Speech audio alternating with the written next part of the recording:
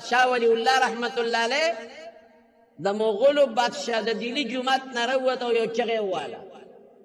واه واه د دلی جامع مسجد نه راووت او یو چغې وواله شاه ولی الله صاحب ای د مغولو بادشاهانو زما زړه چې د کم زما سینه چې د کم سیز نه ډکه ده قسم په خدای که ستاسو په خزانو کې دومره شی وي چې د هغې برابر شي د هغې قیمت تاسو سره نشته زما سینه چې د کم سیز نه ډکه ده په خدای قسم که ستاسو خزانو کې د هغې قیمت دی په خدای قسم چې ستاسو د ښځو په وجودونو کم سره او سپین او زیورات دي او کم یاقوت او مرجان دي که هغه هم د هغې قیمت ورکړی شي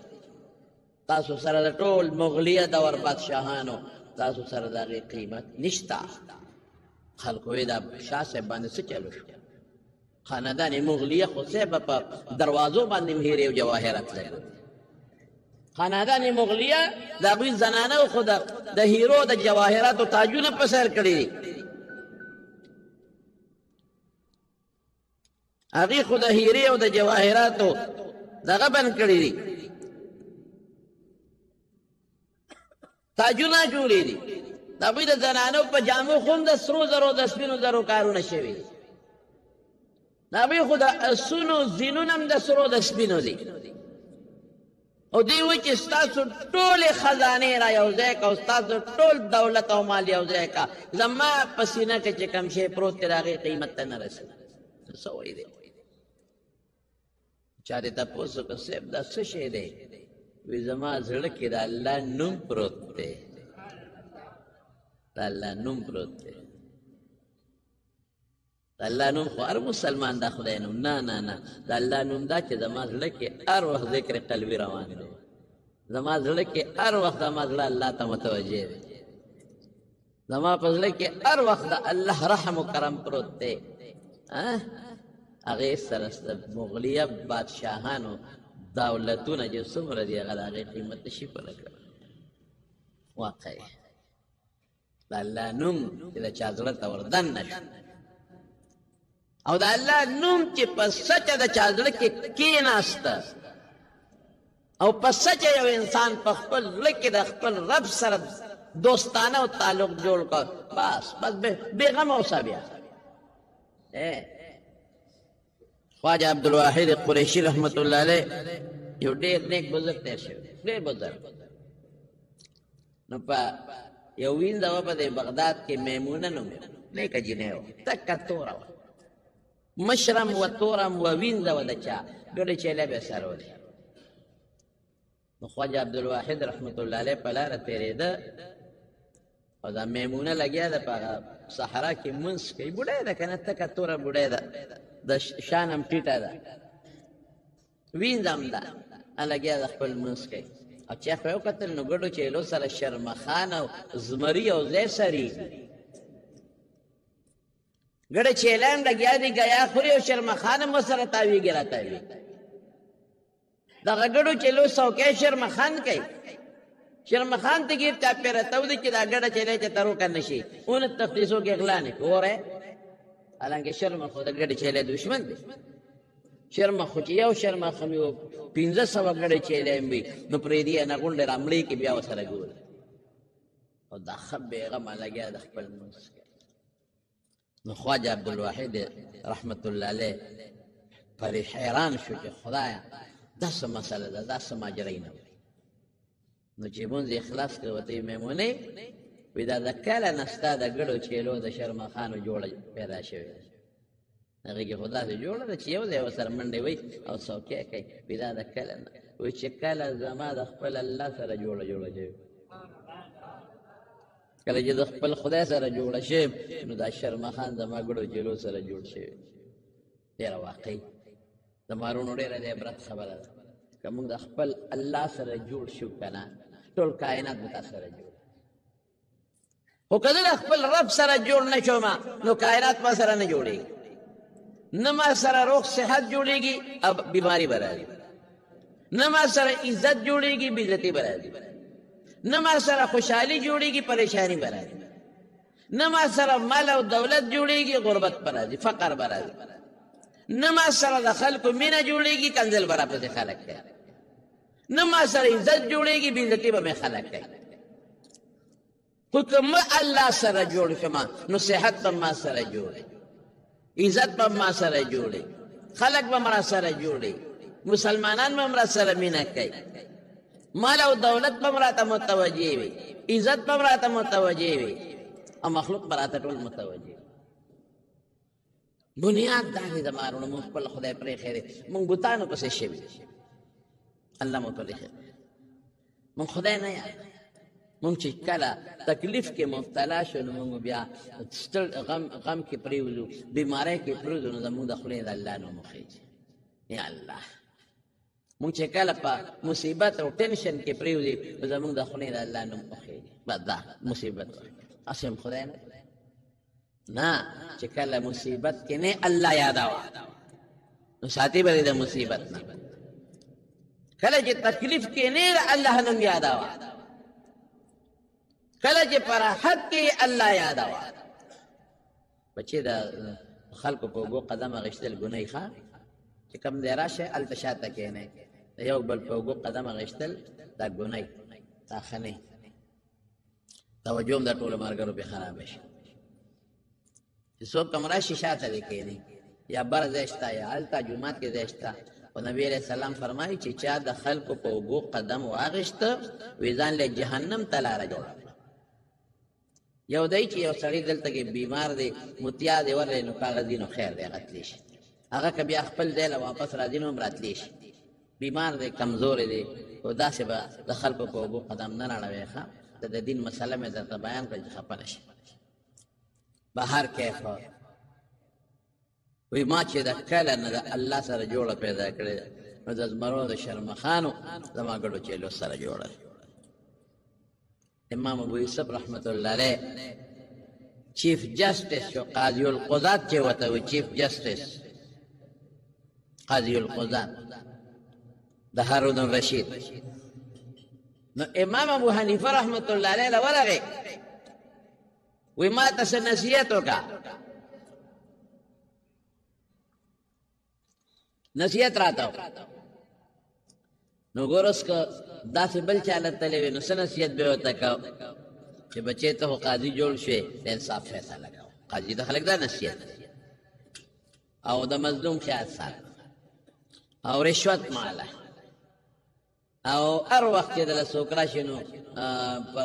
دروازه ورته مه بندوه. لکه قاضي ته چې نصیحت کې دا نصیحت وکړي.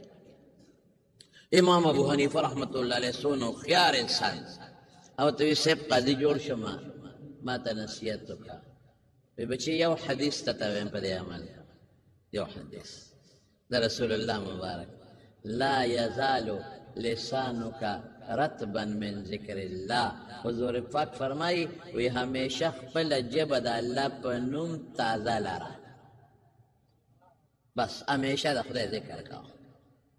بچې چې ته په قضا په منصب ناستې ام جبړه قوه الله یاده، بچې چې قضا له روانې ام الله یاده، بچې چې اوزګار ناستې ام الله یاده. ناشنا خلک وي امام صاحب څه نصیحت ورته وکړو؟ امام صاحب هوښیار چې دې د خدای نوم یادوي او د ده په زړه کې د الله نوم پروت وي نو دی به چرته هم ظلم ونه کړي، دی به چرته هم رشوت وانهلي، دی به چرته هم دا ونه وایي چې ورګه زه نیم اوزګار او سبا فیصلې له راشي، دی به چرته هم د مظلوم ته دا ونه وایي او به نه رټي، دی به چرته هم د مالدار پاره ونه کړي او د مظلوم سره ظلم به ونه کړي. چې الله نوم په ژبه لري، او چې د الله نوم په ژبه علي د الله مدد ورسره. خدای د خدای نوم کې ډېر لوی کمال. رسول الله صلی الله علیه وسلم فرمایي وی د قیامت پر ورځ به یو سړی الله ودرئ، د ده به یو کم سل دفترې د ګناه وي، یو به د نیکو. هغه یو کم سل دفترې به څومره وی که یو دفتر راخور کې د ځمکې اسمانونه پرې ډکېږي، دومره ډېر. نو هغه نیکۍ به والا یو دفتر په یو چابړي کې واچي، ګناهونه به والا په بل چابړي کې واچي. نو د ګناه به درنه شي، نیکۍ به سپکه شي، نو په ده به اعلان وشي چې دا سړی بوځی دوزخ. دی به روان شي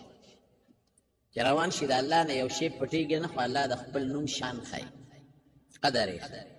نو الله به آواز وکړي دی بنده ته دا بنده واپس کړئ د دې یو نیکي پاتې ده دا ولا واپس وتلی دا نیکي دا یو نیکي پاتې را دا ولا په هغه نیکو په تلو کې ور واچوي نو دی به چې هغه وګوري وایي به چې رب ما هذه البطاقه زموږ علما دې حدیث ته بطاقې وایي الله دا پټینې کاغذ څه شی دی د دې دومره ګناهونو یو کم ستلو دفترو په مقابله کې دا پټینې څه شی دی الله وی لا ظلم اليوم نن د ظلم ورځ نه ظلم باندې نه کېږي دا یو د پاتې ده ورشه چې دا دوباره نیکي وتلي او دا یو پکې ور واچي اوهو خدایا یو ځل خو په ما نوم اعلان وشو چې پلان کې د پلان کې زبېرې دوزخ ته ده نو اوس پر باندې بیا اعلان کېږي چې پلان کې د پلان کې زبېرې دوزخ ته ده بیا به اعلان کېږي دا به څه کېږي ته پټې کاغذ کې زه وروام چې بنو زما خو یو کم سل دفتره د ګناهونو دي او دومره ډېر دي چې ځمکې اسمان په یو ډکېږي الله وینا ظلم شته دی نه دا دنیا نه ده دلته ظلم نشته دا یو نیکي دی پاتې ده واپس کې دا ولا واچي دی به بیا واپس کې تللی هغه یو کم سل دفتره د ګناهونو به بیا چابړي کې ورته واچي هغه یو دفتر د نیکو به واچي او نیکو سره به دا پوټینې غوندې کاغذ ور واچي چې ور واچي نیکې بدرني شي او ګناهونه به سپک شي او په دا به اعلان وشي چې فلان کې د فلان کې زوی د هغه نیکې درنې شوې جنت ته دی وایي خدایه دا څه شی دی دا پوټینې کاغذ کې څو دی خو زه را دوزخه بچ کړم دا خو زما په ټولو ګناهونو باندې درنه شوه دا څه شی و الله وایي دا زما نوم دی دا زما نوم دی ولذکر الله اکبر د خدای د نوم نه لوی شی بل شته دی نه شته نه بل ځکه حضرت موسی علیه السلام الله نه تپوس وکړه وی الله ما ته داسې یو شی وښایه چې زه یې ویم او ته پرې ډېر خوشحالېږي وی لا اله الا الله وی الله دا خو ټول خلک وایي ما ته هغه شی وښایه چې بل څوک یې نه وایي او زه یې ووایم او تا ته پرې نږدې شم الله وی ای موسی چې دا اوه اسمانونه او اوه واړه ځمکې د تلې په یو چابړي کې واچئ او دا کلمه په بل چابړي کې واچئ دا به پې وزندارئ د الله د نوم سره څه شی برابرېدی نه شي هغه سړی وایي څه شی دی الله وی زما نوم دی زما د نوم مقابله بل څوک نه شي کولی دا لفظ د الله دی څومره په اسانه مونږ جنت ته تللی شو څومره په اسانه مونږ الله خوشحالولی شو څومره په اسانه مونږ د ګناهونو مقابلې کولی شو افسوس مونږ د خدای نوم نه لرو افسوس مونږ خدای نه یاد لا اله الا الله نه په ګاډي کې به سواري خلک روان وي غیبت به کوي دروغ به وایي چغلي به کوي د خدای نوم څوک نه په کور کې به ناست وي د خدای نوم به نه بچو سره به ناست وي د خدای نوم به نه هلکه د خدای نیکبخته چې اوسګارې نو لږې تسبیح راواله که نه الله یاد که که نه لا اله الا الله وایه چې په لاره روان نو خدای ولې نه یادې چې کور کې ناست الله ولې نه یادې بیٹک کې ناست او فضول خلکو سره ګپې شپې لګې قسم په خدای کړې دا وخت به بیا افسوس کوي حضور پاک فرمایي کم مجلس کې چې الله یاد شو بس برکتي شو کم مجلس کې چې خدای یاد نشي دی به افسوس کوي چې هسې رانه وخت لاړو ما خپل رب یاد نه من ټوله ورځ لګیا یو څوک د یو غیبت څوک د بل غیبت دکان کې غیبت په پټي کې غیبت په لارو کې غیبت په کور کې چې ښځه بچي کښېني د بل غیبت او خپله خو د بل سپکه دا زمونږ کار شیوه ده او نن سبا خو دا موبایل مردار راوتلی ټول خلک په دې موبایل کې لګیا دي خدای ته یې یاد دی ټوله ورځ دا خلک په دې موبایل کې نښتي دي په سړک کې مو په لاره کې مو په ګاډي کې مو په موټر کې هر ځای کې بس کشکشې شروع کړي او په موبایل کې لګیا دي یا د خدای بندګانو دا مو نه پکارېږي دا الله م پکارېږي د دې ګوتې حضور پاک فرمایي د دې بندونو نه به الله د قیامت پر ورځ تپوس کوي تاسو په دې زیات شوي یم که نه دا بندونه دې له به ژبه ورکړي ژبه دی به خبرې کوي چې په دې ګوتو دې الله یاد کړي دا به د قیامت پر ورځ درته ګوی کوي چې الله په دې یاد کړي او چې په دې ګوتو د خدای نه یاد کوي دا ګوتې به وایي چې الله زه ما باندې ته نه یاد کوي دا اندامونه به درنه کوئ کې د قیامت پر ورځ د شیخ الحدیث حضرت مولانا محمد ادریس صاحب په ښکلي او بهترین اواز باندې د اسلامي واقعاتو او مختلفو بیانونو اورېدلو دپاره زموږ چینل ځان سره سبسکرایب کړئ او ملګرو سره یې شیر کړئ. تمہارو ذکر کوئ، الله یادوئ، لا اله الا الله وایئ، الله الله وایئ، سبحان الله وایئ، الحمدلله وایئ. حضور پاک یو ځل فرمایي وی چې کم انسان یې سون آسان شی رہتا ہے ہر منظر پر سے لس کرتا سبحان اللہ، لس کرتا الحمدللہ، او لس کرتا اللہ اکبر ہوئے سو شو لکا دیر شو نو پا پینزو منزو نو پسی سو شو یو نیم ساو ارگی حساب دا سارا کو چه دیر شو نو پینزو منزو نو پوری سو شو یو نیم ساو نو حضور پاک فرمائی وی دا یو نیم ساو ستا پا جب شو او دا خدای پنیز باندے دا سو شو پا لسو کے ضرب ورکا یو نیم زر شو تیوے یو نیم سو اللہ دل پسو حساب ہے یو نیم زر یو زر او پینزے سو دا خدای پنیز کہ تا دیر شوے نو دا خدای پنو درے سو شو چه بل منظر پسری بیا دیر شوے لس او لس او لس نو بیا دیر شو نو درے سو شو نو یو نیم زر شو او چه کل سملے چه کل ادکیگے نو سل بیا ہوایا سو شو سل دری دیش کرتا سبحان اللہ، دری دیش کرتا الحمدللہ، او سلور دیش کرتا اللہ اکبر نو سل شو نو پا جب سل شو دا خدای پنی زر شو نو یو نیم زر اغو او زر دا شو سو شو دو نیم نو پیغمبر مبارک فرمائی ویستا سو کا کہ دروازی دو نیم زر گناہ کر دا دو نیم زر گناہون دا پارا خدا مسئلہ ختم شو دو نیم زر گناہون پیلال دوڑا شو ویستا سو کہ دروازی دو نیم زر گناہ کری نا اللہ پیغمبر دو نیم زر خودیر شیر دا چا کری دی نو دا دو نیم زر خوریدہ زموار شو ہاں اس کتا بالفرد ارمان دا پس سل کرتا وے سبحان اللہ دری دیرش کرتا تا بوا ایک برخا او دری دیرش کرتا الحمدللہ او سلور دیرش کرتا اللہ اکبر ارمان دا پس دری دیرش سلور نو سو شو سل شو نو بل مانزا پس بیاس سل نو بل نو پینزا سوا شو سو شو پینزا سوا او چې کله سملی نو سل غشو زو شو شپک سوا نو او دیوی شپک سوا او دا خدای پنیز پلسو که ضرب ورکا نو شپک ضرطی جوڑ او دیوی شپک سوا دا خدای پنیز سو شو شپک نو کده پا دا غروا دا شپک ضر گناه کردی اغا پی دوڑ شپک ضر سو کردی شو سمرا دا خدای کرم ورکا ابنگا بیا غافل ایو نو ما سره بدا وعده کوي که خیر انشاءالله چې څومره ملګري دي ټول به هر مانځه پسې کچ هغه مونځ دي چې هغې پسې سنت نه لکه د سار باندې نو فرضو پسې به وایي او چې کوم مونځ پسې سنت دي نو سنتو نه پسې وایي خیر دی فرضو نه پسې ویلی شي دا نه چې ګنې فرضو پسې نه شي ویلی فرضو پسې ویلی شي خو چې کوم پسې سنت دي نو سنتو نه پسې وایي ماسپښین چې مونځ ټول خلاص شي وایي ما دیگر بیا پردو پسے ما خام چې کله خیری فرض وکې دو رکعات سنت او دو نفل نو بیا ور پسې وای ما سخوتن چې وی تر وکې وای دا بټ څومره چې مرګري نن نفس با هر مرګري په هر مانځ پسې د سل کرتا تسبیحات فاطمه وی که خیر انشاء او چې او دکېږي سل بیا وای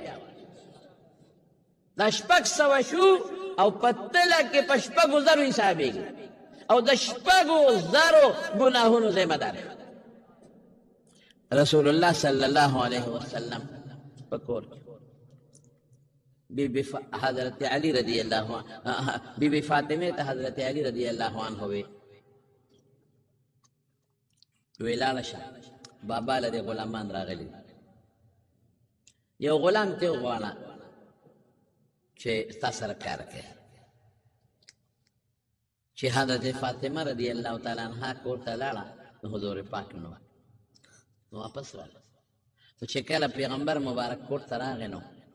بیبیانو ورته وویل چې فاطمه راغلې ته نه وې څه کار یې و د سره. نو د رسول الله مبارک دا ډېره زیاته خوښه نو زر وکړ الله. حضرت علی رضی الله عنه فرمایي وی موږ هم لاس تو ډډې مولې وې وی دې کې حضور پاک راغی وی موږ ورپاسېدو وی راته وی چې مه پاسې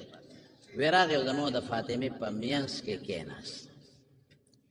وی راته وی بچې ته راغلی وې نو فاطمه کې ډېره زیاته حیا وه هغې غږ نه شو کولی وی بچې څه له راغلی وې وی ما ورته وی چې د الله رسوله ما درلېږلی وه دا غریبه په کور کې جارو وی په کور کې نو جامې یې ټولې د خاورو ډکې دا میچن په خپله تاوی پخوا خو هلته کې جرندې نه وې که نه نه مشینان نو خلکو په میچنو باندې دانې وړکولې دا میچن په خپله تاوی نو لاسونو کې غوټې پیدا شوې او زمونږ یو سرمن د څاروي یو سرمن آها نو دروازې پې هغه یې اس ته ګیا چو او د شپې هغه ګیا ته وڅنډو نو زه او دا پې سملو خاتون جنت سیدت نساء اهل الجنه رسول الله مبارک وی د جنتیانو د ښځو سرداره ده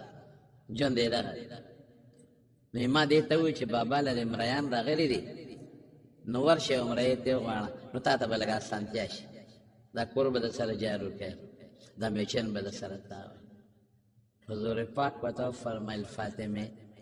د بدر یتیمانان ډېر محتاج دي چې دا غلامان هغې له ورکړم راغلي دي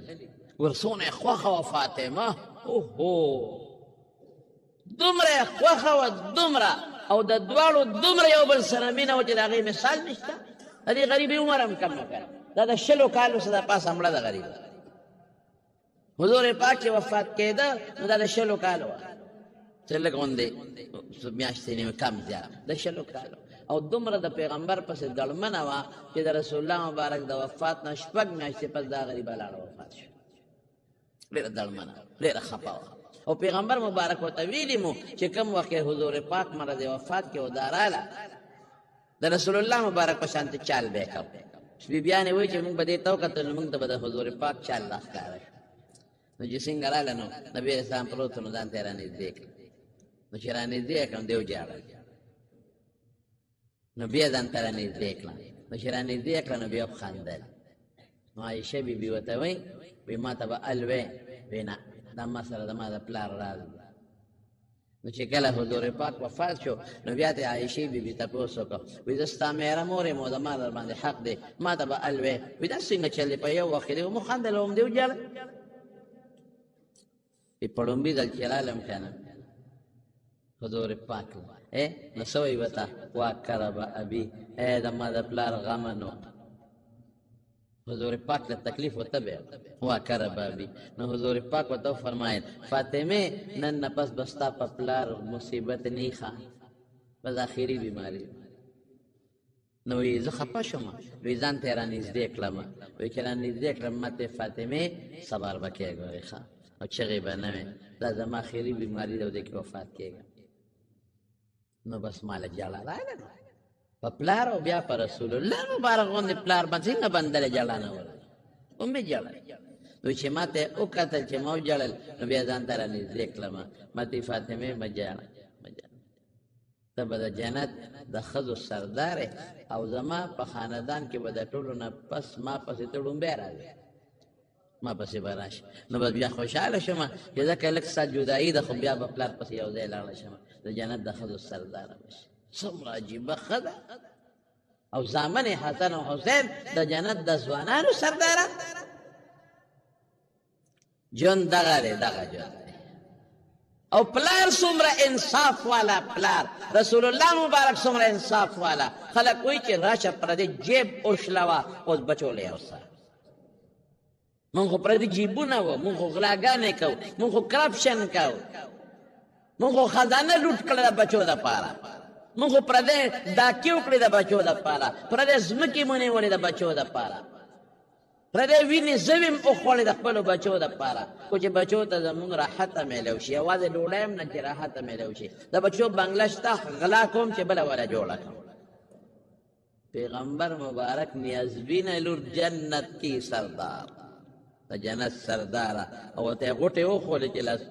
غوټې دي وی نه بچې د بدر یتیمانان زیات محتاج دي دا مریان باغ ویله او بچې یو شی راته ونه ښیمه چې د غلام نه دله بهتر دی یو شی راته ونه ښیمه بابا وښایه وی چې اوده کېږې نو درې دېرش کله سبحان الله وایه درې دېرش کله ته الحمدلله وایه او څلور دېرش کله ته الله اکبر وایه دا تاله د غلام او د خادم نه بهتر دی ماشاءالله تسبیح فاطمې ورته ما سره مو وعده وکړه لکه ښه دا به ټول وایه که خیر انشاءالله ستاسو فایده ده پکې که چې خپلې مبارکې لور ته رسول الله مبارک ښایي نو خو فایده شو پکې او د ګناهونو دپاره زبردست داسې ده لکه چې په خیرې د پاسه صابون اوبه ور واچو ختمې کړي دا به وایه په دې الله خوشحالېږي او رسول الله صلی الله علیه وسلم فرمایي حضور پاک فرمایي ډېر خلک وایي د شیطان د وسوسو نه تنګ دی ډېر خلک نن سبا په دې وسوسو کې ډېر خلک مبتلا دي شیطان وسوسه اچي او شیطان له لړه نیولې دي او شیطان مې نیکۍ ته نه پرېږدي او شیطان مې په ګناه ور اچوي ښه ټیک شو ما ته دم رسول الله مبارک خولی دی او څه فرمایي الشیطان جاسم علی قلب ابن آدم شیطان د بني آدم په زړه ګونټې ماتې کړې دي دلته ناست ګونټې ماتې کړې پرېږدي خو دی نه اذا غفله ګوره په دې حدیث ځان پوه کړئ دنیا خلک ما ته ټېلیفون کوي یاره صاحب وسوسې بیماري ده یاره صاحب وسوسې راځي یاره څوک کوي په دې کې وسوسه څوک کوي په دې کې وسوسه څوک کوي دا وسوسه ټول اوس خلک ګوتې شماري دم درته ښیمه عمل پې وکړې هغه دم درته ښیم چې کوم دم رسول الله مبارک ښودلی څه فرمایي الشیطان جاسم علی قلب ابن آدم د بني آدم په زړه باندې ګوټې ماتې کړي ګونټې لکه یو سړی چې دشمن راو پردی او ګونټې پې ماتې کړي او په دې مری ولغلی شي بیا دې نشي بچ کېدی دغه رنګې ستا په زړه د پاسه د ګونټې ماتې کړي دي ګونټې اذا غفله ور تا ته د وسوسې خبره ښیم چې کله د الله نه غافل وي دا انسان نو وسوسه دې ورته وسوسې اچوي نو ته ولې الله نه غافل کېږي ته غافل یې ځکه وسوسه راځي پیغمبر وایي دا غفله چې دې کله غافل شو د الله نه نو وسوسه شیطان ورته وسوسې اچوي واذا ذکر الله خنسا او چې دې کله الله یاد کړي نو شیطان تختی پټېږي وسوسه اوس ولې راځي الله دې راځي الله دې الله یاد کا تختی او د الله د یاد متعلق په بل حدیث کې مونږ ته رسول الله مبارک دم خولی دی چې څوک کم سحر وختي سل پیرې څلورمه کلمه وایي لا اله الا الله وحده لا شريك له له الملك وله الحمد وهو على كل شيء قدير یاد دی اكو غداوي سقا غداوي لا اله الا الله وحده لا شريك له له الملك وله الحمد يحيي ويميت وهو حي لا يموت بيده الخير وهو على كل شيء خیر ارسنه کی وای چې سل کرته سوک سحر وای د تب په دغه ورځ شیطان پیرې اس قسم ضرر نه رسي نو زما خو خبره نه خبره ده چا ده د رسول الله د الله د طرف نه په امان کې شي حدیث کې راځي د الله د طرف په امان کې شي نو چې الله امان درکې نو شیطان ته بیا نقصان رسول شي پیرې نقصان رسول شي نه نو چې څومره ملګري یې نو څه به کوئ سهار به څلورمه کلمه سل پیرې وایي یاده شوه او هر مانځه پسې ما په طریقه نور پوه کړی سل کرته دغه تسبیحات فاطمې به وایي او چې کله بیا هم دله وسوسه راله غوسه راله بعضې وختې د غوسه راشي وسوسه راشي اعوذ بالله من الشیطان الرجیم به ووایي خیر او خلاص او چې کله اوده کېږې نو سل پیرې به دغه تسبیح هم وایې او یو شل پنځه سل هر څومره چې درود شریف ووایې دا ستاسو وظیفه شوه که خیر انشاءالله ها د دنیا خیر به هم خدای درکړي الله به رضام شي شکر دې ما ادا کړه الله الله دې خوشحاله که الله به تا په فرشتو کې یادوي انشاءالله لا حول ولا قوة الا بالله دا هغه دم دی چې مسلمان له هر وخت پکار راځي او د مسلمان هر مشکل خدای په دې دم ختموي. ډېر خلک پریشان دي، یاره جی ما ته خو لویه پریشاني ده، دې سره څوکم، د هغې لپاره دا دم دی. ډېر خلک وایي بچي مې نشته، څوکم، دی دم دی. ډېر خلک وایي مال مې نشته، برکت پکې نشته، دی دم دی. ډېر خلک وایي قرضدار یم، زما قرضه به خلاصه شي، لا حول ولا قوة الا بالله، دی دم دی. ډېر خلک وایي بې نیکۍ ته بې توجه نشته او شیطان په مخه کړی، لا حول ولا قوة الا بالله، دم دی. ډېر خلک وایي بې کسه یم، بې څوک یم، هېڅ یار و مددګار مې نشته، خلک را باندې ظلمونه کوي، لا حول ولا قوة الا بالله، دم دی. قسم دې د دې نه مضبوط او بهترین دم بل نشته، خو که سړی د دې د وینا په وخت کې د خیال وساتي او په الله مضبوط عقیده وساتي. دا زه نه ویم، حضور پاک فرمایي. د دواړو جهانو سردار فرمایي په بیهقي شریف کې حدیث دی او حضرت ابو هريره رضی الله عنه دا نبی علیہ السلام نه نقل کوي. حضرت ابو هريره فرمایي چې حضور پاک فرمایي قال رسول الله صلی الله علیه وسلم لا حول ولا قوة الا بالله دواء من 99 داء. وی دا د یو کم سلو بیمارو علاج دی، د یو کم سلو بیمارو دارو دی. دارو ایسرها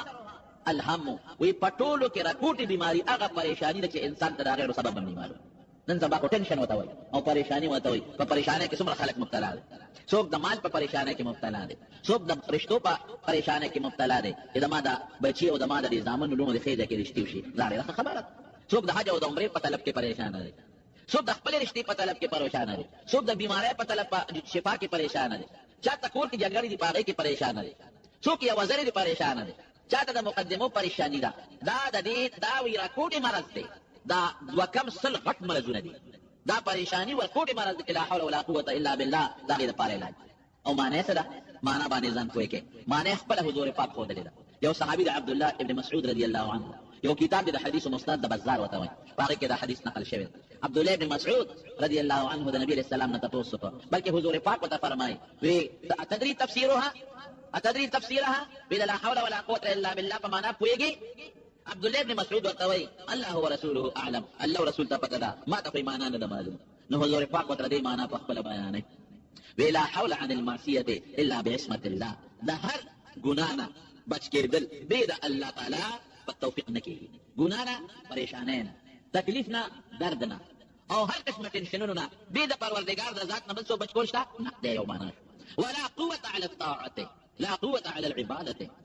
لا قوة على عمل، لا قوة على الطاعة الا بعون الله. او چې هر کار کې تابعداري د خدای کې یا د دنیا یو کاروبار مثلا کې، نو په دې طاقت کې درکوي څوک به درکوي؟ الله. دی معنا شو دا لا حول ولا قوة الا بالله معنا شو، او دا حقیقت دی. قسم دې داسې ځای کې ملګری شي چې اس بلې څوک نشي خلاصولی، څوک به دې خلاصوي؟ یا الله. حضرت ابراهیم علیه السلام ته ګوره اور ته وغورځېد، نمرود ورته اور بل کړی دی. نمرود دومره اور یې بل کړی دی چې په هوا کې مارغه پرې د پاسه نشي الوتې، داسې اور دی، نږدې ورته څوک نشي راتلی. په دې چل نه پوهېږي چې د ابراهیم علیه السلام پکې څنګه وغورځو،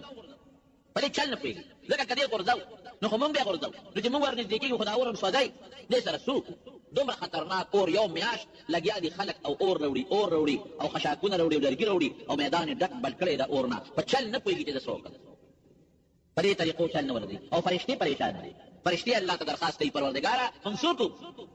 مونږ ته حکم وکړه پروردګاره، ستا هغه بنده چې نن په ټوله ځمکه کې دقه یو تا مني بل څوک نشته، نو ټول مشرکان دي،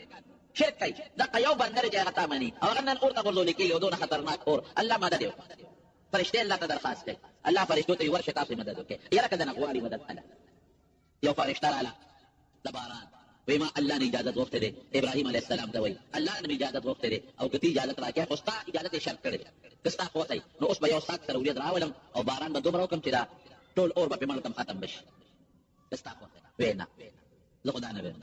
ولې نه وی؟ دې کې دې غورځوي هسه وایي الله اعلم بحالي، ربي اعلم بحالي، پروردګار زما په حال خبردار. تا نه امداد غواړم، الله نه ولې نه غواړم؟ رالېږلي بېشکه ته الله، خو زما الله شته که نه، الله نه به مدد غواړم. لا حول ولا قوة الا بالله. د دې تکلیف نه بچ کوونکې او قابو موندونکې فروغ صحت بې د پروردګار د ذات نه بل څوک نشي کولی. الله نه به مدد غواړم. بله فرشته راله، وایي د غرونو والا فرشته، زما په طاقت کې الله دا اختیار شولی دی چې اوس دا څومره غرونه وی دا اوچتولی شم راکولی شم، یو غر به اوچتم په دې اور د پاسه به کېږدم، ما له اجازت راکړه. وایي د اجازت تاله نه ده، غورځوي په اور کې ما الله نه اجازت غوښتی دی، خو ستا راځی پکې شرط کړی چې ابراهیم نه تپوس وکړه او وایي ربي اعلم بحالي. تا ته ولې وویم؟ الله ته ولې نه ویم؟ ابراهیم علیه السلام په ابراهیم علیه السلام وکنه قرآن کې الله ولقد آتینا ابراهیم رشده من قبل وكنا به عالمین، په ماشوموالي کې دله موږ پوهه ورکړې وه. بعض انسان معشوم الله ولا پوهه ورکی عقل ولا ورکی سوچ ولا ورکی پوهه ولا ورکی بعض بوډا سپینګری شي عقل پکې نه پوهه پکې نه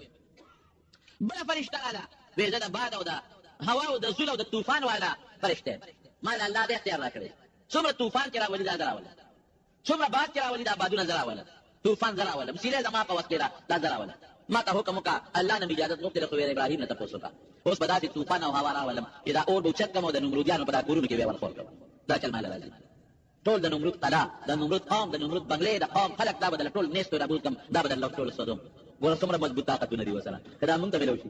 د دشمن په مقابله کې مونږ یو خوشابه د له اوسه چې بیګار راغلي وي خبرې کوي دا غر والا فرشتہ ته اوس راغلي که پرون راغلي چې دا غر د چتکلو د دشمن په اثر دی خاو دی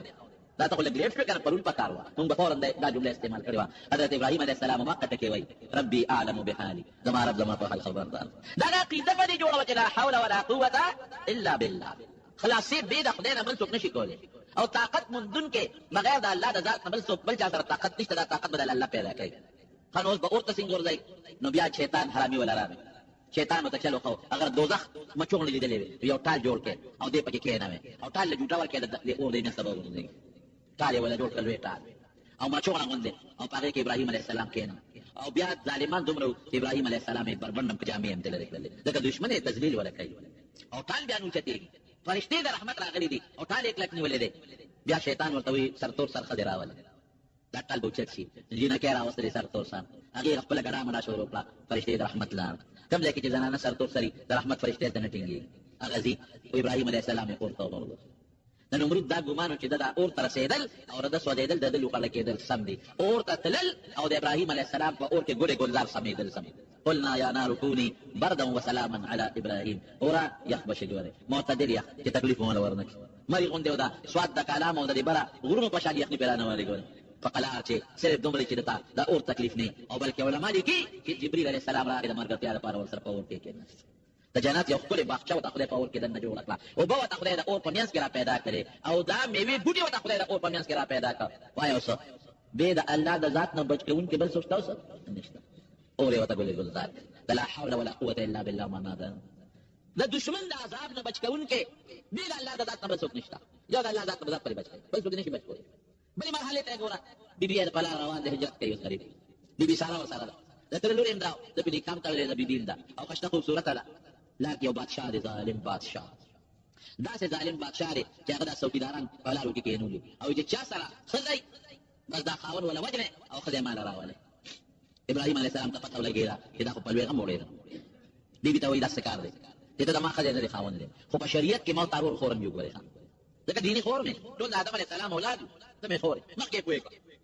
نو کتاله دا بادشاہ ته پوښتنه کیه دا بادشاہ کارندگان دا ورته مونږ ته سره مې خاون دی ورور مې ولې ټول مسلمانان جوړ خويندې او کمانه ته پوښتنه کو نو دا ورته دې دا مې خور ولې دا ښکار شي چې دا خاون دی او دا مې خدای دا نو بیا ګورې ما درنه وځي او کدا وته پته ولګي چې نه زه ضرور هم ته مې خورې نو دا به مرګ خو بچم اخلي خدای سم نه اخلي خدای به مرګ بچ ډېر هغه راځي د بیبي ته بوتیا هغه ظالم بادشاہ بدعمل بادشاہ چې بویتلا دروازه ورپسې بند کړ دروازه بند کړه او هغه یت تجو ته چې په لاس ورواچي بخاری شریف کې حدیث لګوري صدا ته دا ناشوړه خبره نه ده د حضور پاک مبارک خبره ده چې لاس یې سنگ دیلا ورول بس پرې وتا بادشاہ پزما به چا تکړه الاوړې پرې وتا او دا فالج په باندې فالج نه دي دا کسي له لاس په باندې فالج و چې غږ دی بیتا دا ما ته خیر او ما ته دوا وکړه بس پرې دم دا مسلمان کې رحم زیاتی دی او بیا د پیغمبر بیبي کې رحم زیاتی نو دا وتا کنه بیا ټیک شو یاره دا جو معلومیږي دا چې اتفاقا څه بیماری راغلی و بیا کوشش کوي چې لاس ورته بیا ما چل پیوش بیا وی بس ما غلطي شو دې الله ما بیا بنم کو وی خماس نکړي بیا ټیک شو چې ټیک شو بیا سوچ بدل شو شیطان خو سړی په سر ختی بیا لاس ورا چاو بیا ما سره پریوت یاره وی بعد مې دندل بیا بدل لاس نه چن اوس به معاف کا وی بیا مې معاف کړې هغه نو کلام ته وی راشه دا بیبي بوزي بس او یو خدمتګار یې مل ورکړه د بیبي هاجرې په شکل کې دا بیبي هاجرې دې ولا ورکړه باج علماء د بادشاہ جوړه لوري وته او سو بیبي له بادشاہ ابراهيم عليه السلام نبی دي ساره رااله خو بیا په دغه کې کشمکش سوچو چې کله ډېر د خپل خاوند ته وایم چې مال د بادشاہ ګوتې نه دی رسیدلې خو بیا هم زموږ خاوند په دغه کې خامخا دغه پکې شک پکې په ما خامخا زموږ د وجه بغږ نه کوي لیکن خامخا له پریشان چې زموږ خلک ته سړي په دې خپکې چې خلک یې بس وګوري چې څنګه رااله نو خاوند ته ابراهيم عليه السلام ته وی ابراهيم وی الله دا ظالم سکینه مالې ګوتې مې نه دي راوړې. ابراهیم علیه السلام ورته څه وایي او جللې بي بي سارې ژاړم ما ته الله ټول منظر ښوولی ناست دلته هر څه لکه د شیشې ما لیدل هغه سره چې درې ځله څه شوي دي او تا معاف کړی دی هر څه ما لیدلي زه مطمئن یم چې تا له د هغه ګوتې نه دي رارسېدلې دې تکلیف نه بچ کوونکي دا څوک وسه الله بل څوک نه. ابراهیم علیه السلام د بیبي په دغه وخت کې په کار راتلونکي دا څوک دی الله قسم دې ګورې چې څه قسمه تکلیف درته رسېږي مخلوق پرې د الله ته سوال کوه مخلوق پرې د الله ته زاري کوه اعتماد بروسه په الله کوه هر ځای به در رسېږي دا نشته چې الله به یو ځای مدد کوي او بل ځای به نه کوي د ګوټې ګوټې به دې مدد کوي. دریاب په ویښ کې د حضرت یونس علیه السلام سره مدد کړی دی هر ځای به دې مدد کوي کړی دی که نه دی کب په ګېډه کې د حضرت یونس علیه السلام سره مدد کړی کله لوی دریاب یونس علیه السلام کشتۍ ودرېدله او دې یو مړی دی پکې وي د مولانا تښتېدلی دی او دریاب ته یې وغورځاو چې ویې غورځاو اوس په عقل بچ کېدل شته عقل باندې کوم ځای بچ کېږي یو کب خدای جوړ کړ شا به ځان به ور رسی چې دې د نه اوبو ته ونه رسېږي کب په تیزۍ راغی او چې څنګه یونس علیه السلام د کشتۍ نه وغورځېد کب خولې ته نیغ وردن نه کړ او شخوان به هم پرې نه وی نیغ به یې تېری نیغ د کب ګېډې ته ورسېد. عقل څه وایي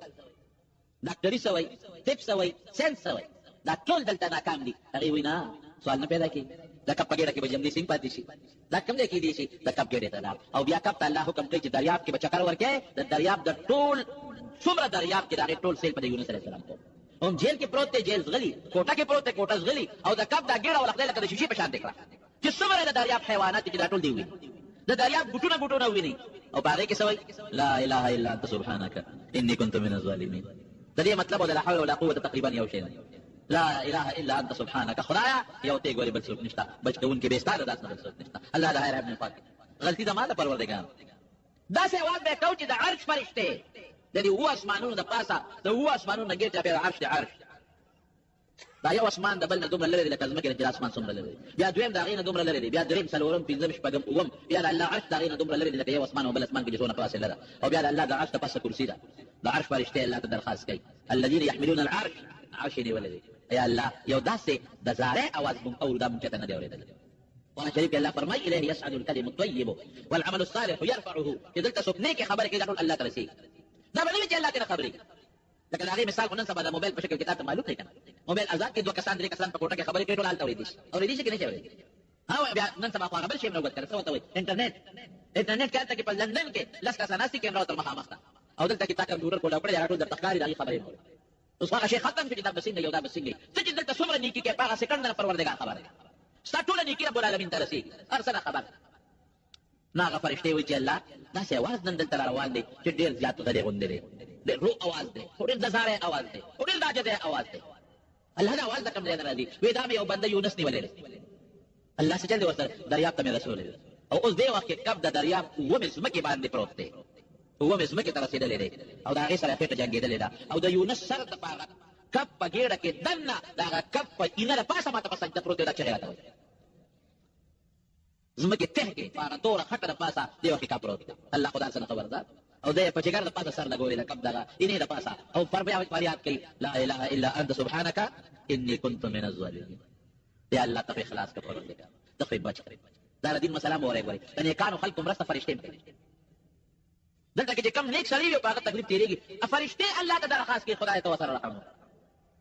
فرشتې الله ته درخواست کوي کوم ظالم چې ظلم کوي فرشتې ته الله ته درخواست کوي خدای ته هلاک دې حالاتونه الله فرشتې خبروي نیک سړی دی حدیث پاک کې حضور پاک فرمایي یو نیک سړی دی نیک سړی دی او د هغې یو ښځه ده او دا ښځه د نیک سړي سره ظلم کوي زیاتې ورسره کوي په جنت کې چې کومې حورې دي د دې سړي دپاره مقرر دي هغه حورې هلته وایي ښځې خدای دې هلاکه کړه زموږ دا خاوند ولې تنګ د سره ولې ظلم کوي دا خو تا سره د څو ورځو مېلمه دی درنه به را جدا شي موږ له به راځي قاتلک الله خدای دې هلاکه کړه مشکات شریف کې حدیث دی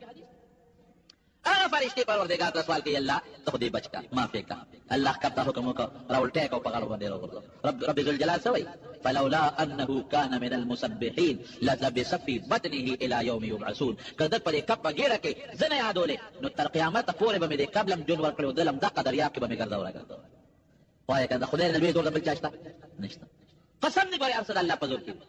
دې غټې زه کله سوچ کوم د شپې خوب نه راځي او سوچ کوم ان فی خلق السماوات والارض واختلاف الليل والنهار لآیات لاولي الالباب خدای دې سپوږمۍ ته دې وګوره څومره ښکلې دې پیدا کړې څوک یو بلب نشي جوړولی همیشه درپارې نشي رڼا کولی پروردګار دې ځمکې ته دې وګوره دې نور ته دې وګوره الله دې ستورو ته دې وګوره پروردګار دې کائناتو ته وګوره دې انسان ته وګوره څومره ښکلې دې پیدا کړې دې شکل ته انسان وګوره الله د شکلونو کمی در سره نشته یو مور نه دوه بچي پیدا کړي یو شکل یو شان دی د بل بل شان دی د یو رنګ یو شان دی د بل بل شان دی بټای کې په یو قالب چې خخت جوړیږي یو شان جوړیږي فرق پکې نه یو قالب نه خدای سره 15 شپږ لس بچي راوستل او د ټولو شکلونه یو بل نه جدا رنگونه یو بل نه جدا خویونه یو بل نه جدا قدونه یو بل نه جدا یو مخکې بل رستم یو نیک یو بد دا څوک کوي جواب راکړي الله کوي روغ رمټ سړی وي داسې بیماری پې راولي چې نه چوڼې کې نه چوڼ حیران یې ورته خلک او بیمار سړی به ټول عمر به بیمار به سلو ته شپږو شلو کالو ته ورسوي دا څوک کوي الله دا د لا حول ولا قوة الا بالله معنا دا چې لګیم دا دې معنا ده لا حول ولا قوة الا بالله هر تکلیف نه بچ کوونکی به د الله د ذات نه بل څوک نشته تکلیف د الله په قبضه قدرت کې دی د تکلیف بچ کول د الله په قبضه قدرت کې دی طاقت چې موږ له خدای راکړی دی د لاسو کې طاقت سترګو کې د لیدو طاقت وګونو کې د اورېدو طاقت ژبه کې د وینا طاقت دا چا پیدا کړی دی الله پیدا کړی ولا قوة الا بالله الله د امداد نه بغیر هیڅ طاقت نشته روغ رمټ سړی وي ښه پهلوان وي لاسونه ټیک پې ټیک وایو ټیک او ناګهانه فالج به ووایي هغه خشته انسان ټول انسان فالج وو ته چل پې وچو جي فالج وو خپې نه کونټه جوړه خپله کږه شي بلې ورپسې وچتئ داسې ده که نه لاس پوک شي ټوک سمسې بلې ورپسې وچتئ هغه خولې کې به پې ښکلې خبرې کولې او خشته ذکر به یې پې کو او ښکلې خبرې به یې کولې هغې نه ډیوه جوړه شوه لاړې دې بیا بل والا خوله پاتې رښتیا ده که نه هغه انسان چې بلې په اوږه ګرځو نن بل په اوږه ګرځوي خولې نه لاړې بېږي پوزه بېږي لاس پالج ښه پالج والی رڼو روغ صحت د چا په اختیار کې دی الله او مرض د چا په اختیار کې دی دا د لا حول ولا قوة الا بالله معنا ده دا لوی تفسیر د دې کلمې معنا ده لا حول ولا قوة الا بالله سخته کې په کار باندې څوک راځي نه دې زوی پکارېږي نه دې لور پکارېږي نه دې ډاکټر پکارېږي دا ظاهري اسباب دي دې کې که خدای مدد وکړي خو ډېره خلک کوي سم نشي د کوفه کې یو سړی تاجر و سوداګر داسې تاجر و چې ډېر امانتدار خلکو به ورسره خپل مالونه امانت ښودل یو ځل د تجارت لپاره یو ښار نه بل ښار ته اراده وکړه نو سامان یې ځان سره تجارت باندې خو څوک تش نه دي پیسې دولت ته واخیستل او روان شو د کلي نه چې بار د کوفې نه چې لږ بار ووته روان شو یو سړی ورته په دې لاره کې ولاړ دی د دې اشاره وکړه چېرته دی وایي زه فلان کې ښار ته ځم وایي ما به ځان سره بونه دی یو اشرفی به درله درکړم دینار اشرفی دا به درله درکړم او ما ځان سره بونه ملګري به دې شم د سفر د به ډېر خلک یوازې ځمه نو راشه دې به ځان سره سور کړم نو دوه فایدې به حاصلې شي یو خو یو اشرفی والا کرۍ به والی او دویمه دا ده چې د لارې به مې ملګري یوازې به ځم نو د یوازې نه ملګرتیا ښه ده که ډېره ښه ده رسول ځان سره سور کړه اشرفی ته واخېسته روان دي ګپ شپ لګوي هغه کم سړی چې ځان سره سور کړی دی هغه موټر ځان نه نیک سړی جوړ کړی دی اوس هم بعضې خلک داسې کوي موټر کې چا سره وخېږي چې سامان دې بولي موټر ته والي یا دې مړ کړي یا وتښتوي چې سامان دې لاړل لارې دوه دي اوس دا سوداګر په عامه لار اوس دی روانېږي دا چې کوم دویم ورسره سور شوی دی او دې په دې دویم په دې لار ولې نه دی سوداګر ورته وایي چې ما ته دا لاره نه ده معلومه وایي نه دا خو ما ته معلومه ده ډېره لنډه لاره ډېره نږدې ده ته چې په کومه لار دی دا خو اوږده ده او دا ډېره لنډه لار ده دې ورسره بیا خپلې ګپې شپې لګوي دې سمن دې لاړل هغه لار په یو ځنګل ختمه شوه لوی ځنګل دی خطرناک د انسان هډوکي هم پراته دي د انسانانو پوپړې هم پرتې دي د وینو نښې هم پرتې دي او دا شاته کرایده چې کوم د فورن دغه اسنا ودنګل او پر املا کې یو خنجر پټ کړی لوی خنجر دوه مخیزې هغه یې راوویسته او دې سوداګر ته یې راکوشي او سوداګر غریب حیران شوی کوشي پرېږدم دې چلېږم خدایه دا څه په مصیبت او په غم باندې به وړی دا څه شو دا سوداګر ورته داسې کار دی چې ستا مقصد خو دا مال دی مال مه نوه دا اسم ستا دا مال هم ستا چې سري مه ولټوه خو ما پرېږده خدای ته وګوره وایي نه نه اول به تا وجنم دا مال به وروستو حالم چې تا پرېږدم خو ته به سبا ما پسې خلک راولي زما نشاندهي به وشي زه به خلکو ته معلوم شم اول نمبر به تا لالم وجنم به دی هغې نه پس به مال سره کوم چې دا سوداګر اوس پرې شو چې سړی به راباندې مضبوط دی چاړه ورسره د تقدیریم ته نه شمه نو بس اوس دغې وخت کې څوک به سړي په زړه کې به څوک راځي اوس الله به راځي دا کوم وخت چې دا ګاډې وجنګېږي که نه معمولي دغه راوخوري نو چې مسلمان نو په زړه غیر اختیاري د الله نوم راځي الله خیر زلزله کې راشي که نه نو فورا دی وایي الله خیر دریاب کې خوا خوېږي که نه نو دی وایي الله خیر دا فطري تقاضا ده دا نفسیاتي اثر دی زړه کې به دې راځي چې بچ کوونکی ذات ګورې والله دې بس ومنې نو دا سوداګر دی وخت کې وایي چې لا حول ولا قوة الا بالله د دې مفهوم دی ښه او د الله نه بغیر خو بل څوک د خلاص ویلی نه شي یو دوه رکعته مونځ کوي دې غلطه وایي هغه ورته داسې په نشه کې وخندل لږه وایي وکړه دا چې سته کومې کپرې نه که نه دین داسې دوه دوه لس لس مونځونه کړي دي خو مونځ لا نه خلاص کړي نه دي دغه چې دا ارمان دې پوره کړی دوه رکعته تم وکړه سلام ګرځی نو بیا مکم بلې دې په منځو دی الحمدلله رب العالمین او ولدوالین آمین او صورت شروع کوي دومره په هیبت دې صورت تیار غم د غریب سره چې اوس ممرم په چاله مې وایي پرېږدي مې نه صورت تیار کړو نو یو آیات ورته الله ګوره الله ته چې ته ځان سپارې الله به دې مدد کوي یو آیات یې دې ذهن ته راغی امن یجیب المضطر اذا دعا چې کوم سړی محتاج دی او الله ته چغه وایي بغیر د الله نه بل څوک فریاد رس بل نشته دی دا دې آیات معنا بس دا آیت یې ووایي او دې کې دې په منځه ولاړ دی دې کې یو شخص سوار دی بېرښکاره په اس باندې سور دی نیزه ورسره ده د اوسپنې ټوپۍ په سر ده او چې څنګه په اس را روان دی اوس دا ګنټه خو پېښ شو چې دا سړی خو راغی نیزې والا نو هغه ته یې ور مخامخ شو چې زه ځان ته خلاص کړم څه وکړم هغه نیزه باز راغی او دی په نیزه ښه یو مضبوطه وه او چې ویې واو نو اور بل شو او دا سړی پرې وسوځېد دی وایي چې ما خو سلام وګرځاو چې سلام مې څنګه وګرځاو نو هغه شاه سوار ته ور متوجه شو څوک یې ته شاه سوار ته متوجه شو ته څوک یې د خپل علمي غم خلاص کړم دا کلي مړ کړه قوم سوده ته څوک یې وایي زه د دې امن یجیب المضطر اذا دعاه غلام د دې آیت غلام تا چې کله په منځو درېدې او الله ته دې فریاد وکړه وایي اسمانونه وجړقېدل الله وایي چې یو فرشته پکار ده زه ودرېدم الله وایه یو بنده فلانکي ځای کې ګیر دې مدد شب ځان رسوه الله راولېږه سخته کې به بیا څوک پکارېږي د الله به دې پکارېږي په سخته کې دې د پروردګار نه بل څوک دی قسم دې که بچ کړي یا الله به دې بچ کړي او که راته غواړي هم به الله درکوي زه کله کله په دې اخباراتو کې د دې بعضې نجومیانو اشتهار غوندې لګېدلي چې ما نجومیانو لیکلي چې راځي چې موږ یې ورکوو او لیکلي ګارنټي کې سا ګارنټۍ سره زه یې ورکوو ګارنټي کې سا او بانډه راخېږم ګارنټۍ سره راخېږم زنده خلک ډېر ساده ګان ګارنټۍ سره چې ته خلکو له زوی ورکوې ځان ولې نه جوړ او ګارنټۍ سره چې بل له بانډه راخېږي خو ځان له راخېږه او ګارنټۍ سره کامیابي ورکوو نو په کامیابي ستا په لاس کې ده د ګارنټۍ بچیه دا د خدای په لاس کې ده دا زمونږ همعقل خلک دي بس خلک هم ورپسې روان دي زه یو ځل پېښور کې روان وم یو سړی مرغو والا دي اوس ختم شوي پخوا به دا ډېر ناست دی بالي سره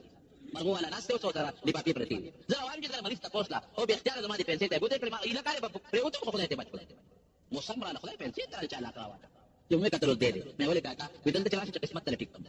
خدایه پاکه موسم خو شي ما په سره کار ورزولم په قسمت ته له ټیک کوم مې ځان له ټیک ته ریپورټ پات ته ناست نه خلاص شي ځان له قسمت برابر دې شکل ته یې ګوره ظالمانه سوال دې پنځه منه خو لکه چولې څخه لاړې د نبی ګرې غاښونو ته یې ګوره په مو ته یې ګوره او زما قسمت ټیک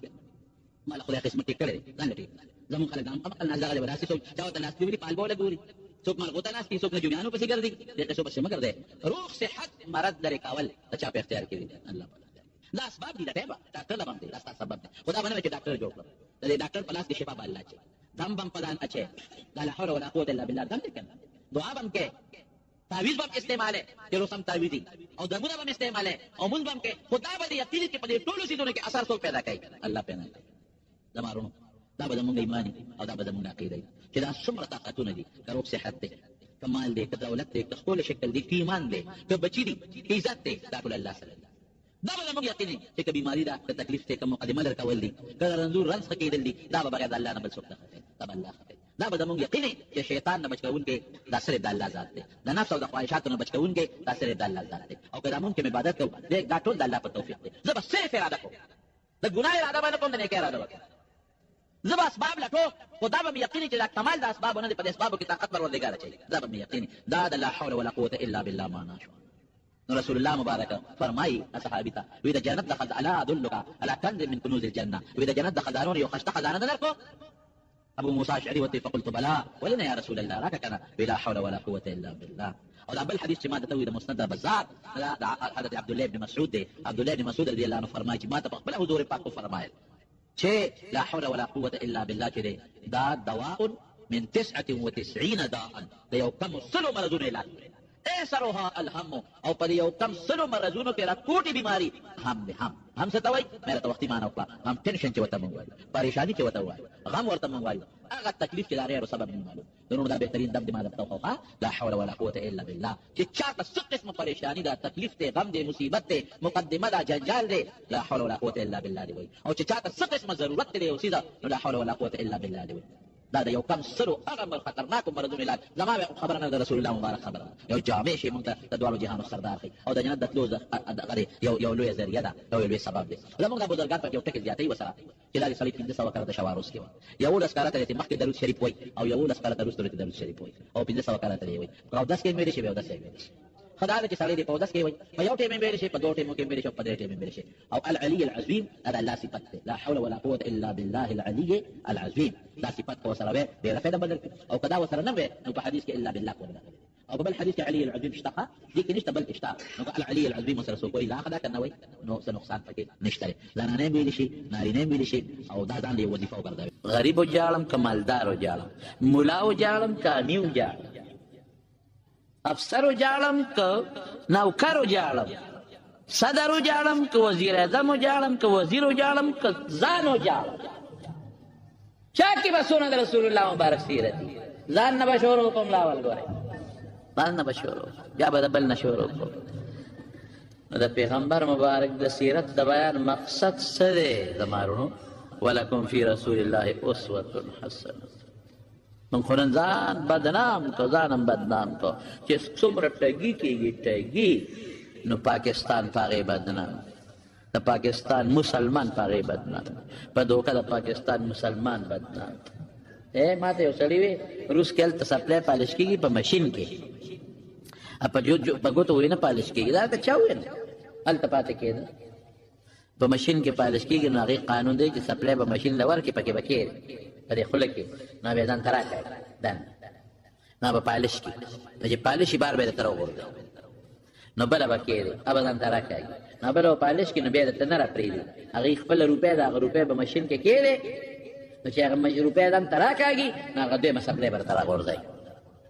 نو خلک روسیان هم دغه چرت کړي ځان سره هغې خپله سکه د روپۍ ده بس مشین کې لومبۍ راغورځوي خو دویمه نیسي چې هغه سکه کېږي دویمه راغورځوي پاکستاني به سره څه چلو د لاړ نو یو سپلی دې مشین کې ورکړه هغې پالش پای راغورځوي نو بله بل مشین له یاوړه بله بل له یاوړه نو چې بل له یاوړه نو چې هغې کې ورکړه نو هغې پالش کې نو را وغورځوي بس د کار خو شو ځکه لومبۍ خو راغورځوي بې پیسو پالش وي اوس چې روسۍ راغی چې هغه مشین کې خپل بوټ ورکړه او چې څنګه یې تېراح کړه هغه یې تې ونیوه خدایا بل مشین کې چې روسي بوټ ورکړه هغه نه یې ونیوه هغوی فورا کمپلینټ وکړه چې دا زمانګه مشین خراب شوی دا خو دویمه نیول پکار دي دا خو دویمه نه نیسي لومبۍ نیسي اوس مشین خو خوله نیسته چې ورته ووایي چې هغه لومبۍ پاکستاني پالش کړې ده زما وروڼو خیر ښېګړه مسلمان سره کوي بد به نه کوي حکومت سره به هم دوکه نه کوي او حکومت به قوم سره هم دوکه نه کوي او چې ښه کوې زمونږ پښتانه خو یې ښه مه کوه نو بد نشته نه دا غلطه خبره ښه کوه که تا سره بل ښه نه کوي الله به جزا درکوي یو هلک په لاره روان دی یو هلک او هغه د کمپنۍ د مشهورتیا شیدونه خرڅول د کمپنۍ د مشهورتیا خلک خرڅوي که نه څوک بنین څوک جرابې څوک دا بار ملکونو کې مې وي دلته وي شیدونه یې خرڅول نو یو دروازه یې ټلی وواله یو بوډۍ ښځه وله راووته په هغه عمل کې دا بوډاګانې ځان له په کورونو کې اوسېږي چې بچي وادو کې نو بس بیا بوډا او بوډۍ چې دي نو هغې له ځان له دا کوټۍ موټۍ جوړې کړي ځنګلو کې ډوډۍ وله ورکوي پکې کړي چې راوته بچې ولې وایي دا د کمپنۍ د مشهورتیا شی دی او دا مې راوړل بچې ما سره خو پیسه نشته زه خو ډېره غریب یم دا خو نشم اخیستی خفه کېږم خو ته لږ ودرېږه یو منټ ودرېږه دا بوډۍ لاړه او دې له چې سرکار کوم پی ورکړي و نو په ګیلاس کې اقه پی راوړی او یخ پی مزېدار او دې هلک له یې ورکړل بچې وایي زه خو غریب یم دا سودا درنه نشم اخیستی خو دونه په تا پوه شوم چې ګرمي دې هم شوې ده او تږې مې او اوږې ما ته معلومېږي دا ګیلاس پی وڅښه هغه هلک هغه ګیلاس پی وڅښل لاړ بوډۍ کور ته لاړه څه موده پس ډېره موده تېره شوه ډېره دې بوډۍ ته هارټ اټیک وشو د زړه اټیک ورته وشو ګاونډیانو یوړه هسپتال چې هسپتال ته پرایویټ هسپتال ته یوړه چې څنګه یې یوړه هسپتال ته دا بېهوشه وه ډاکټرانو ویل چې د دې خو د زړه والونه بند دي اپریشن پکار فورا یې ولا اپریشن کړی دی فورا غټه سرجري کړې ده او والونه یې د زړه بدل کړي دي او چې بوډۍ په هوش کې راغله ویې کتل چې دا ځه کوم ځای پرته دی نرسانو ته وایي ډاکټر دا کوم ځای دی وایي دا خو پرایویټ هسپتال دی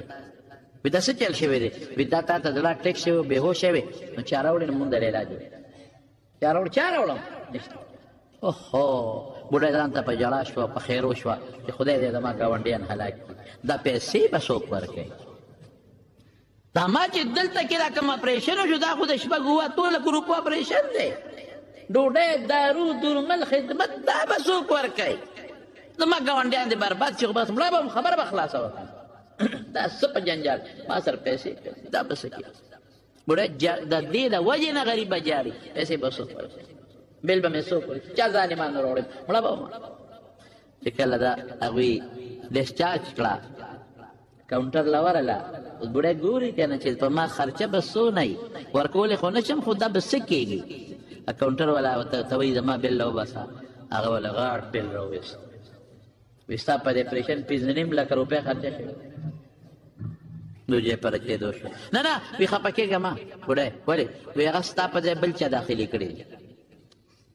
ته راوباسه چا داخلي کړي دي هغې ته اعلان دی ځای کې لیکي چې پیډ پیسې داخلي شوي دي اوهو چا داخلي کړي دي ته راوباسه چې لاندې فایل ته وکتل نو په انګریزۍ کې په هغې یو جمله لیکلې وه په انګریزۍ کې یو جمله لیکلې وه سو thank you for a glass of milk دا ستا د یو ګیلاس پیو شکریا ستا ډېره شکریا د یو ګیلاس پیو شکریا بوډۍ پوه شو چې دا خو هغه هلک داخلي کړي دي چې کوم هلک له ما ګیلاس ته یې ورکړي دي معلومات واخیستل چې دا په هلک به کوم ځای پیدا کړم چې اوس یې زه شکریا ادا کړم وایي دا د هسپتال مالک دی دا هلک چې ته یې کله راوړې هسپتال ته د مشر ډاکټر دی او ته یې وکتې هو دا خو هغه بوډی دی چې ما باندې یو وخت ګیلاس پیس کړلی هله فټافټ اپریشن والا وکړې اپریشن دی وشو علاج دی وشو او هغه وایي چې دا پیسې ما د طرف نه جوړ کړې هغه هلک هغې نه پس ډاکټر شوی دی ځان له هسپتال جوړ کړی د هسپتال مشر انچارج دی ښېګړه نه روکېږي بلکل نه روکېږي او که انسان سره روکه شوه رب العالمین سره نه روکېږي که د انسان سترګه ړنده شوه تا ورسره خو کړل د هغه کیمره فیل شوه تا ورسره خو کړل د الله کیمره نه فیل کېږي ښه کوه او پښتانه وي په دیوالې وروله دا ښه متل دی دا مو چې ښه کوه بد نشته نه ښه کوه په دیوالې وروله الله به د هغې بدل درکوي مسلمان لم پکار دی من لم یشکر الناس لم یشکر الله چې چا سره خو کړل ته د هغې بدل ښه ورکړه ښه بدل ورکړه خو که مسلمان نه درکوي الله به درکوي نو زما وروڼو د سیرت د رسول الله مبارک مقصد څه دی ولکم فی د رسول الله مبارک نقشه خپله که بس دا نو تاسو له ښکلې نقشه رالیکلې ده نو عقیده هغسې عمل هغسې اخلاق هغسې کردار هغسې عبادت هغسې صدقې هغسې یو بل سره ملاوېدل هغسې او کور بیبیانو بچو سره تعلق هغسې کوم چې د دواړو جهانو د مبارک سردار بس دا سیرت دی